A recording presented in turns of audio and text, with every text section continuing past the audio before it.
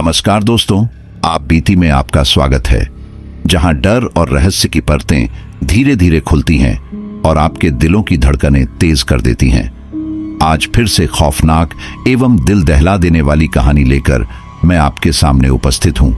तो दोस्तों, आज जो कहानी मैं आपको सुनाने वाला हूं, इस कहानी के हर एक मोड़ पर डर का एहसास होने वाला है। इसलिए कहानी को शुरू से अंत तक सुनिए। डर और खौफ का एहसास होने वाला है। अगर आपका दिल कमजोर है या आपको ज्यादा डर लगता है तो कहानी को बिल्कुल अकेले ना सुने। दोस्तों, आज की यह कहानी मेरे पड़ोसी महेंद्र की है, जो कि पेशे से रिटायर वन विभाग अधिकारी हैं। हाल ही में वे कुछ दिनों पहले अपने घर लौटे थे, तभी मेरी उनसे मुलाकात हुई। हमारी बातचीत के दौरान उन्होंने मुझे जंगल में घटी एक ऐसी घटना के बारे में बताया जो आपके रोंगटे खड़े कर देगी। तो चलिए दोस्तों, ज्यादा समय बर्बाद किए बिना इस कहानी को महेंद्र की नजर से ही सुनते हैं। लेकिन उससे पहले आप हमारे इस चैनल को सब्सक्राइब कर लें, ताकि हमारे और आपके रिश्ते और गहरे हो जाएं। जंगल की जिंदगी शांत लेकिन रहस्यों से भरी होती है।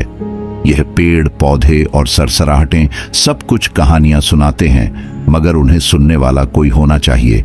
मैं राजेश हूं और पिछले 20 साल से वन विभाग में काम कर रहा हूं। पेड़ पौधों को समझना और उनके संकेतों को पढ़ना मेरी आदत है, मगर पिछले कुछ हफ्तों से यह जंगल मुझे अजनबी लगने लगा है।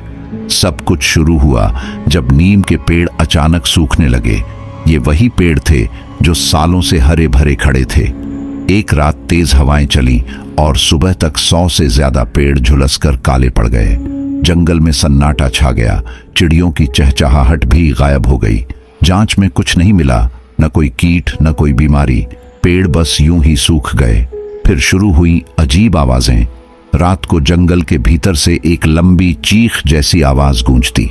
पहली बार लगा कि शायद किसी जानवर का शिकार हुआ होगा, मगर यह आवाज हर रात सुनाई देने लगी।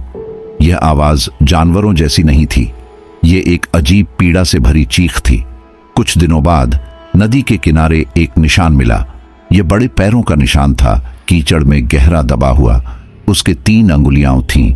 जब मैंने गांव के बुजुर्गों से पूछा तो उन्होंने बताया कि ऐसे निशान सालों पहले भी देखे गए थे। उस वक्त गांव में भयानक अकाल पड़ा था। उस रात डर के मारे मेरी नींद उड़ गई। आवाज फिर से आई और इस बार वह बेहद करीब थी। मैंने सोचा कि टॉर्च लेकर जंगल में जाऊं। जंगल घना और अंधकारमय था। पेड़ों के साए अजीब तरह से नाच रहे थे। तभी टॉर्च की रोशनी में कुछ चमका। एक पेड़ के पीछे लंबा काला साया खड़ा था। उसकी 3 अंगुलियों वाले पैर जमीन में गहरे ढंसे हुए थे। उसकी आंखें लाल और चमकदार थीं, जो मुझे घूर रही थीं। तभी हवा में एक तेज सड़ांत फैल गई। मैं हिल भी नहीं पा रहा था। फिर उसने चीख मारी, एक ऐसी चीख जिसने मेरी रूह को हिला दिया। डर के मारे टॉर्च मेरे हाथ से गिर गई और मैं अंधेरे में भाग निकला। पीछे से वह भयानक चीख मेरा पीछा करती रही।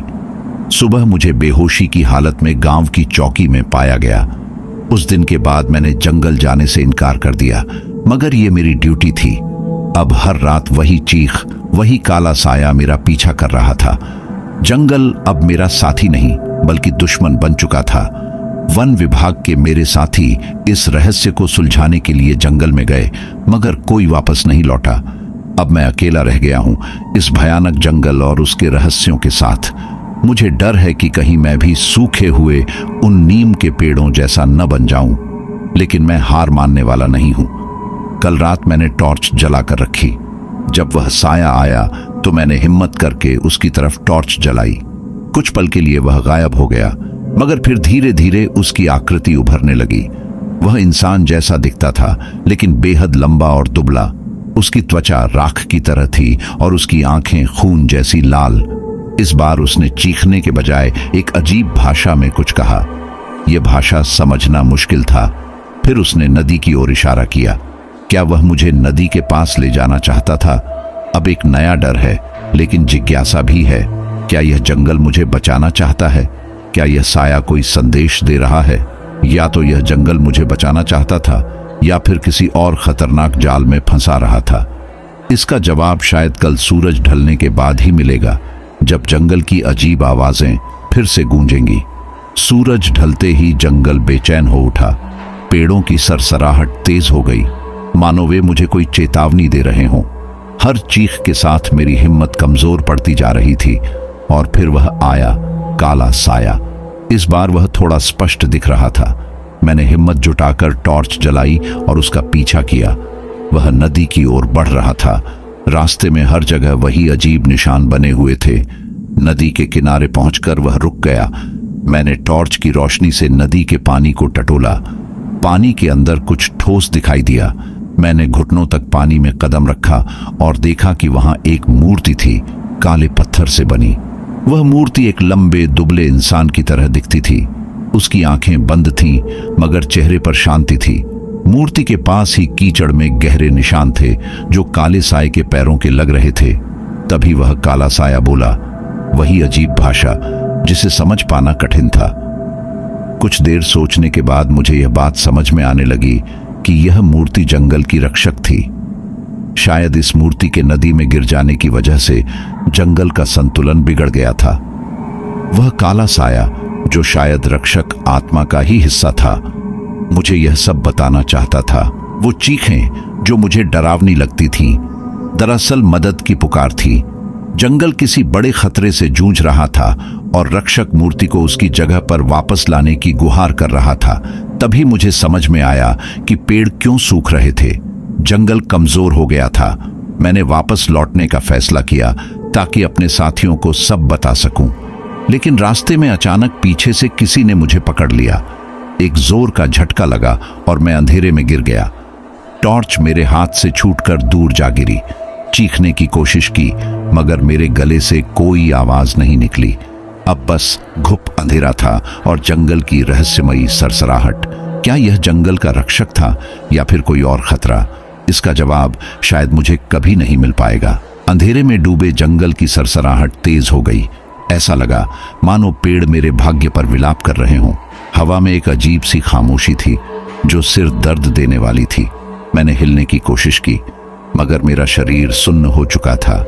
धीरे धीरे होश आया तो मुझे महसूस हुआ कि मुझे किसी पेड़ से बांधा गया है। आसपास कुछ दिखाई नहीं दे रहा था, बस पेड़ों की काली परछाइयां थीं जो डरावनी लग रही थीं। तभी एक गहरी और कर्कश आवाज सुनाई दी।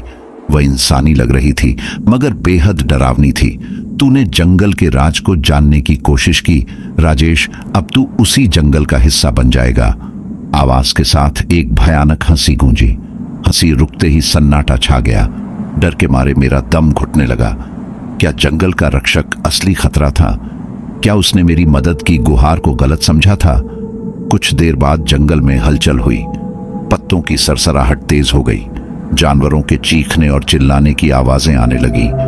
तभी पेड़ों के पीछे से वही लंबा दुबला काला साया निकला। यह वही था जो मेरे पीछे पड़ा हुआ था। मैंने उसे आशा भरी नजरों से देखा।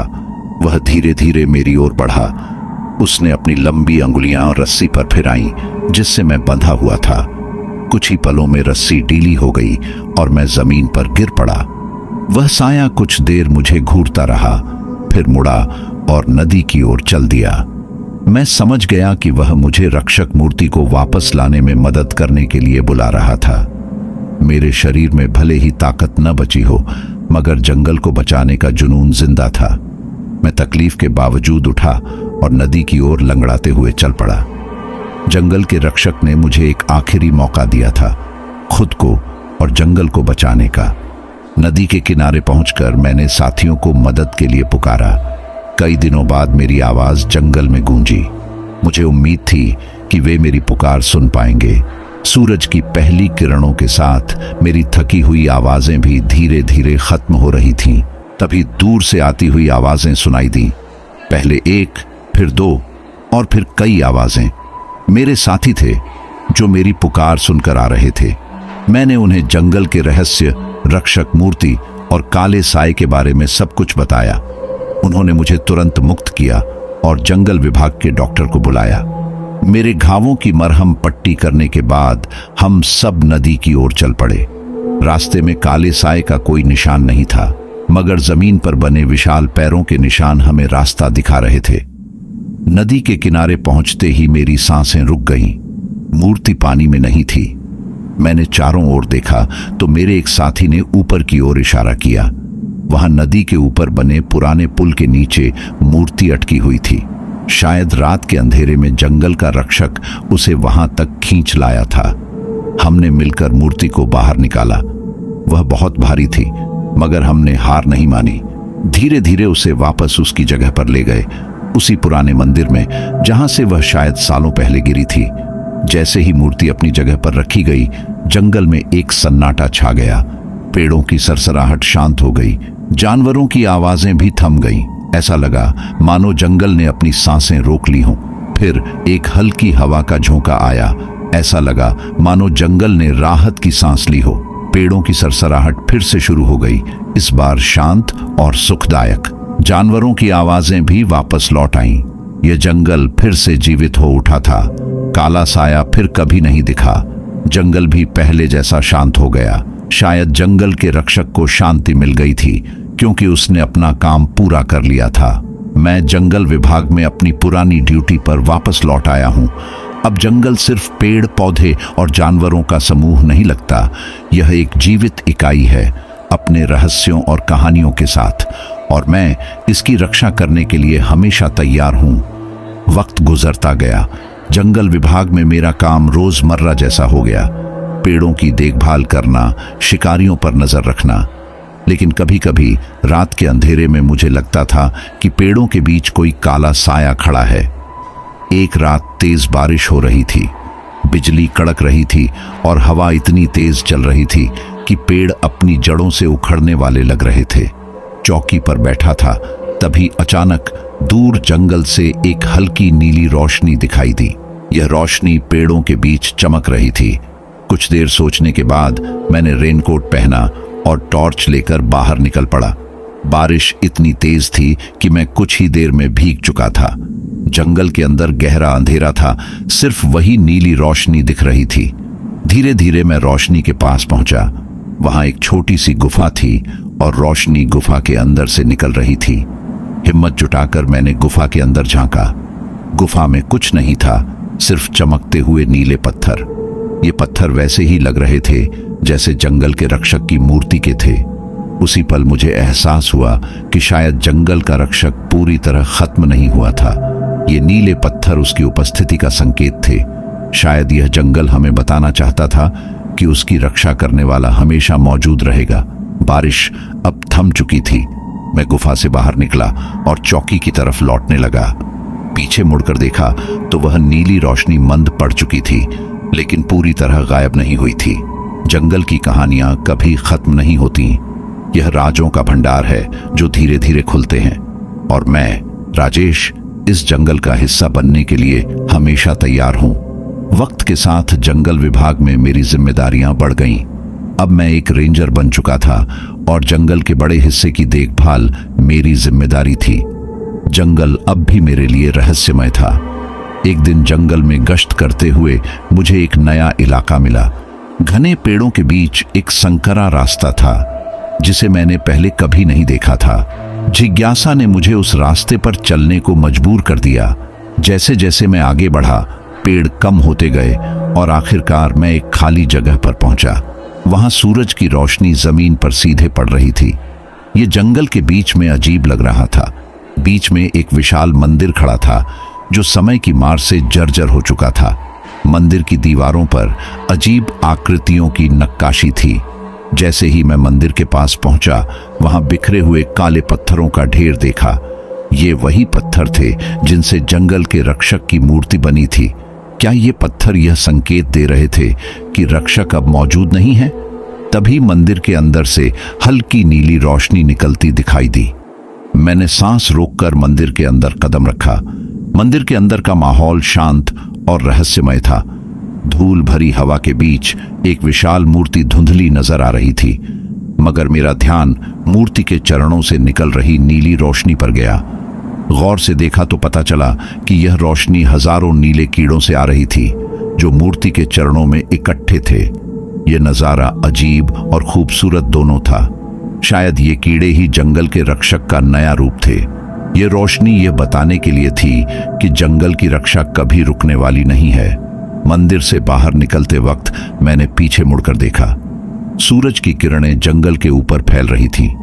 जंगल शांत था, लेकिन हवा में एक नई ऊर्जा महसूस हो रही थी। शायद जंगल का रक्षक अपना रूप बदल चुका था, मगर उसका मकसद वही था, जंगल की रक्षा करना। कई साल बीत गए।